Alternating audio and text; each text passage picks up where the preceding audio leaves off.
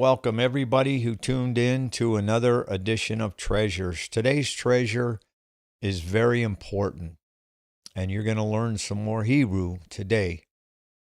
The title is Ichabod, and it's treasure number 173. So we're going to learn what the name Ichabod means, and it's very, very important. My theme scripture is found in 1 Samuel chapter 4, verse 21, New King James Version. Then she named the child Ichabod, saying, "The glory has departed from Israel." Stop. The glory of God has left Israel. Yahweh departed. Think about what I just said. Now we're going to see why.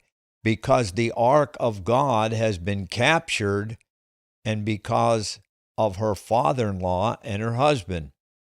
Now the name Ichabod in Hebrew means inglorious, meaning God has left, the glory has departed, the glory is not. Where is the glory? Wow. Again, 1 Samuel chapter 4, verse 21. Then she named the child Ichabod. Now, why did she name the child Ichabod? Because the glory had departed. The ark of God had been captured. So let's think about that.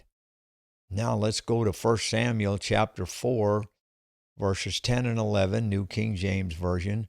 So the Philistines fought, and Israel was defeated, and every man fled to his tent.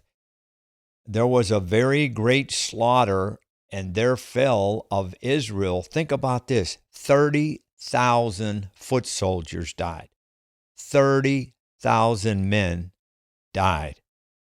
Verse 11, also the ark of God was captured, and the two sons of Eli the priest, Hophni and Phinehas, were killed in the battle.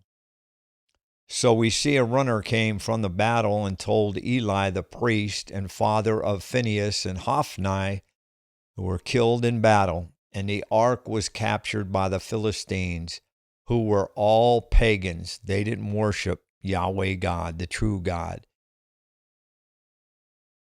So now let's proceed and see what happens next. 1 Samuel chapter 4, verse 17, New King James Version. So the messenger answered and said, Israel has fled before the Philistines, and there has been a great slaughter among the people.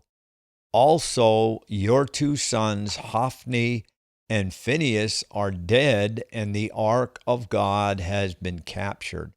Remember, the ark, that's where the cloud would rest above it between the two cherubim. Think about that.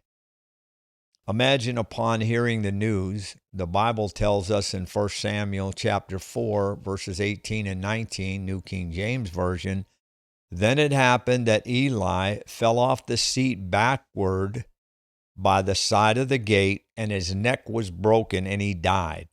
For the man was old and heavy, overweight, and he had judged Israel for 40 years.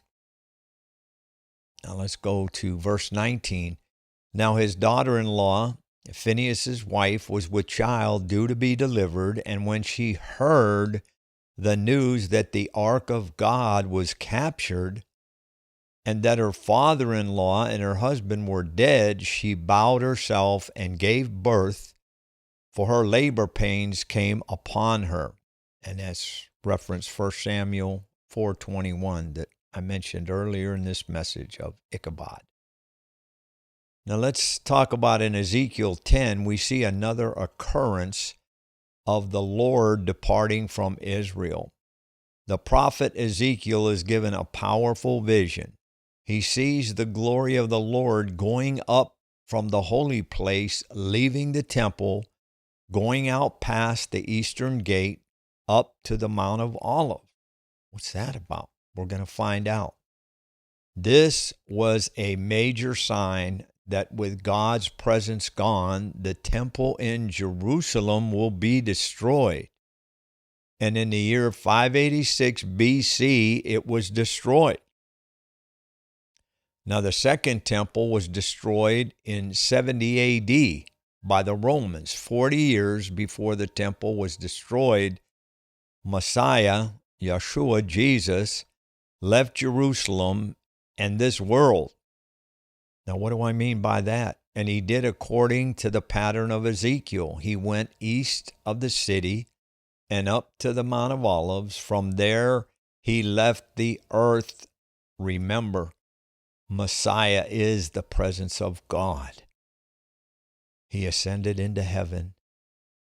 Now, Israel's like the temple, missing the most important thing.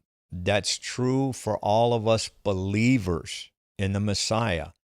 If Yeshua Jesus is not the center of your life, the center of every day, this is very important. Listen to what I'm saying. Your home, your thoughts, your dreams, and your heart. He is supposed to own your heart. Then things will never be right. Put Messiah in the center of every moment, and his glory will never depart from your life. And I hope you enjoyed this very interesting treasure. Very important. You do not want the Lord's presence to leave your life, your house, none of that, or where you worship at. So I thank you for tuning in. May the Lord bless you in 2025.